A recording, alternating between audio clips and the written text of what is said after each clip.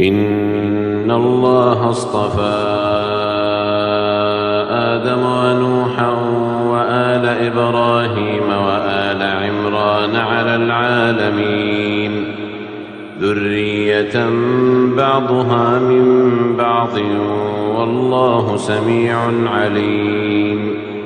إذ قالت امرأة عمران رب إني نذرت لك ما في بطني محررا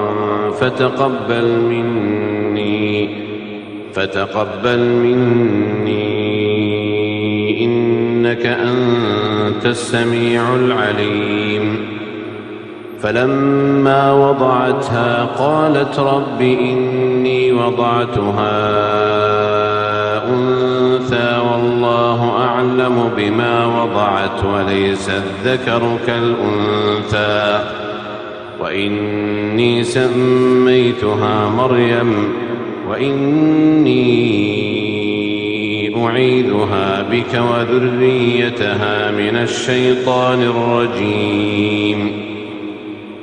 فتقبلها ربها بقبول حسن وأنبتها نباتا حسنا وكفلها زكريا.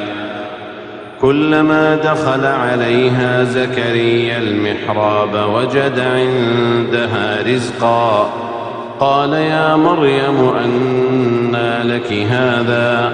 قالت هو من عند الله إن الله يرزق من يشاء بغير حساب.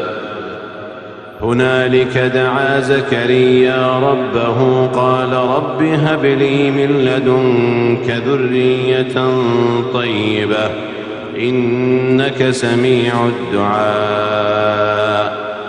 فنادته الملائكة وهو قائم يصلي في المحراب أن الله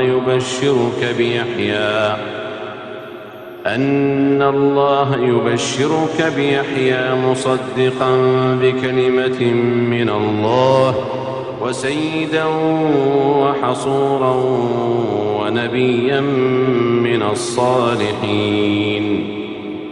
قال رب أنى يكون لي غلام وقد بلغني الكبر وامرأتي عاقر؟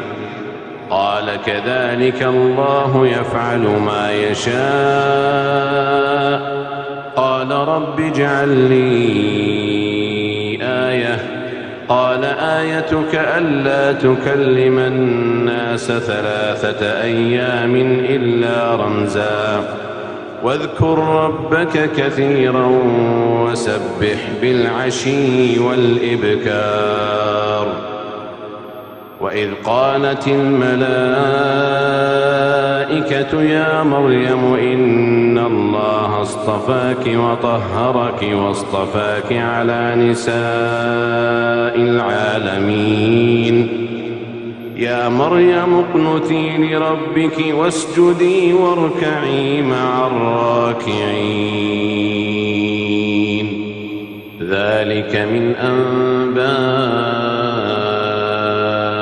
الغيب نوحيه إليك وما كنت لديهم إذ يلقون أقلامهم أيهم يكفل مريم وما كنت لديهم إذ يختصمون. إذ قالت الملائكة يا مريم إن الله يبشرك بكلمة منه اسمه المسيح عيسى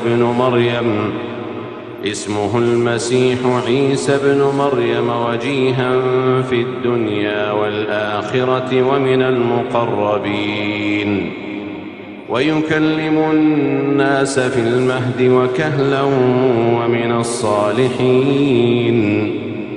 قالت رب أنى يكون لي ولد ولم يمسسني بشر؟ قال كذلك الله يخلق ما يشاء إذا قضى أمرا فإنما يقول له كن فيكون.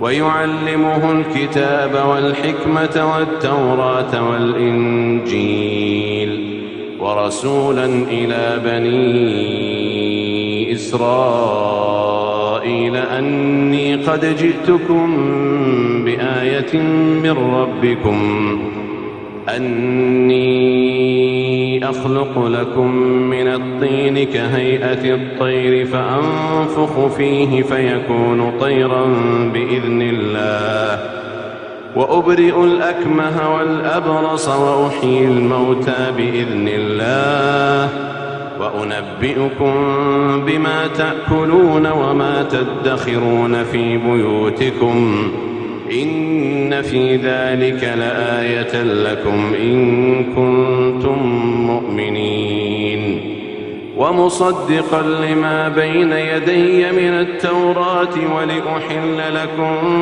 بعض الذي حرم عليكم وجئتكم بآية من ربكم فاتقوا الله وأطيعون إن الله ربي وربكم فاعبدوه هذا صراط مستقيم.